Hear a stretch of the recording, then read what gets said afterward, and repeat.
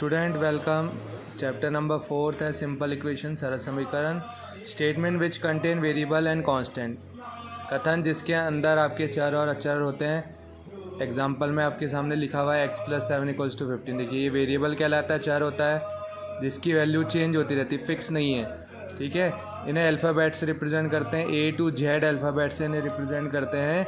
ठीक है, इनकी कोई वैल्यू जब तक हम फाइंड नहीं करते, जब तक हमें पता नहीं है कि नेगेटिव नंबर है ना, और इनका मैग्नीट्यूड भी नहीं पता, इनकी वैल्यू भी नहीं पता कि -1 है, -2 है, या +1 है, +2 है, या ये डेसिमल नंबर है, फ्रैक्शन नंबर है, 0 है, क्या है, ये किस तरह का नंबर है, ये हमें पता नहीं है। तो इनकी वैल्यू चेंज होती रहे, वो कहलाते हैं वेरिएबल, है ना, चर। एंड जिनकी वैल्यू फिक्स हो, है ना, वो कहलाते हैं आपके क्या, कांस्टेंट, अचर। तो स्टेटमेंट जिसमें आपके वेरिएबल और कांस्टेंट होते हैं वो इक्वेशन कहलाती है ना, वैसे वो एक्सप्रेशन कहलाएगी। और जब उसको इक्वल्स टू, जैसे यहाँ इक्वल्स टू का साइन लगा के उसके राइट में भी कुछ वैल्यू रख जाए तो वो इक्वेशन कहला जाएगी। ठीक है, अगर सिर्फ आपके वेरिएबल और कांस्टेंट होते हैं, इक्वल्स टू के इधर कोई वैल्यू नहीं होती, तो वो सिर्फ एक्सप्रेशन कहलाता, व्यंजक कहलाता। लेकिन जैसे ही इक्वल्स टू, है ना, के राइट में भी कोई वैल्यू रख दी गई तो ये कहलाएगी इक्वेशन। इसके दो पार्ट हो गए, इसका मतलब लेफ्ट साइड, राइट साइड।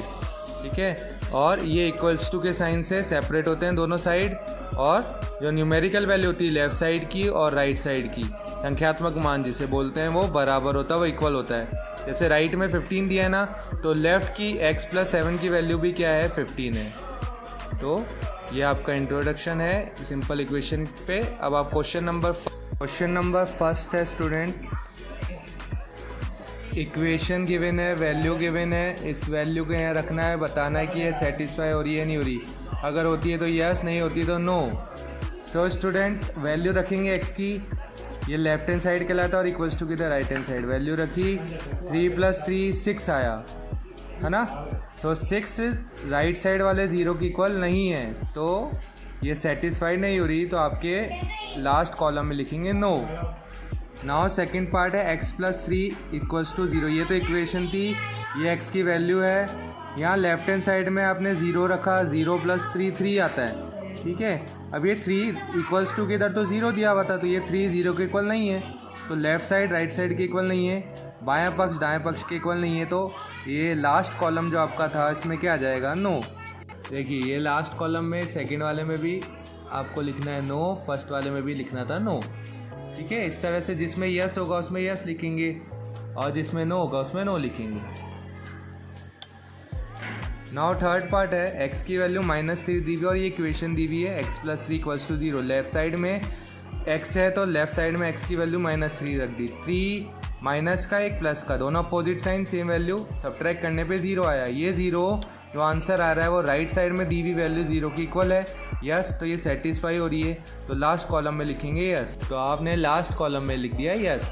अब ऐसे ही हम आगे की कॉलम भी फिल करेंगे, जिसमें नो होगा उसमें नो, जिसमें यस होगा उसमें यस। सॉल्यूशन ऑफ डी, इससे ही पता लगेगा कि हमें लास्ट कॉलम में नो रखना है, यस। x की वैल्यू 7 है और इक्वेशन है x - 7 = 1। यहाँ रखा 7 7 - 7 0 आता है, क्या ये 0 इस राइट वाले 1 की इक्वल है, नो, तो ये फिर से नॉट सेटिस्फाई, तो लास्ट कॉलम में नो रखेंगे। अब 8 रखेंगे, ई पार्ट है, 8 - 7 1 होता है, ये 1 राइट साइड की वैल्यू की इक्वल है क्या, यस, राइट में भी 1 दिया हुआ था, 1 तो 1 के बराबर होता है, तो left side right side equal आ गया, तो ये सेटिस्फाइड हो गया, तो यस। ओके, 5x = 25, x की वैल्यू रखनी है 0, लेफ्ट साइड में रखी 5 × 0 0, क्या ये 0 राइट साइड की वैल्यू की इक्वल है, नो, 0 25 की इक्वल नहीं हो सकता, तो यहाँ पे हमने लिख दिया नो। ओके, जी पार्ट है, 5x = 25, x की वैल्यू 5 रखनी है, लेफ्ट साइड में रखी 5 × 5 25, क्या ये जो आंसर आया है राइट साइड की वैल्यू की इक्वल है, यस, 25 की इक्वल होता है, तो ये RHS है ना, और LHS वैल्यू आपकी इक्वल है, तो हम लिख देंगे यस, सेटिस्फाई। एच पार्ट है, x की वैल्यू है -5 और आपकी इक्वेशन दी है 5x = -20, और लेफ्ट साइड में x की वैल्यू रखी 5 × -5 plus into minus minus 5 5 = 25, minus का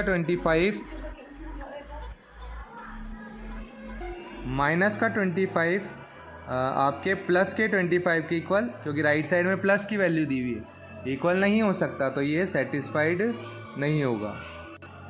नाउ आई पार्ट है m/3 = 2 इक्वेशन है। m की वैल्यू -6 रखनी है, लेफ्ट साइड में रखी। माइनस अपॉन प्लस माइनस होता है, 6 को 3 से डिवाइड करेंगे 2 आया। ये माइनस का 2 आपके राइट साइड में दिया हुआ था 2, इसके इक्वल नहीं होगा, ठीक है, तो नॉट सेटिस्फाइड। अब यहाँ नेक्स्ट पार्ट है, m की वैल्यू 0 दी हुई है, सेम इक्वेशन दी हुई थी, इसमें 0 रखा, 0 को 3 से डिवाइड करोगे तो 0 आएगा। ये 0 आपके राइट साइड की वैल्यू 2 की इक्वल नहीं है, तो नॉट सेटिस्फाइड, ठीक है। सेम इक्वेशन में आपको m की वैल्यू 6 रखनी है, 6/3 होता है आपका 2 राइट साइड की वैल्यू 2 की इक्वल है, तो यस, तो सेटिस्फाइड हो गया, ठीक है। तो ये आपका क्वेश्चन नंबर फर्स्ट फिनिश हो गया। अब टेबल को फिल कर देते हैं हम।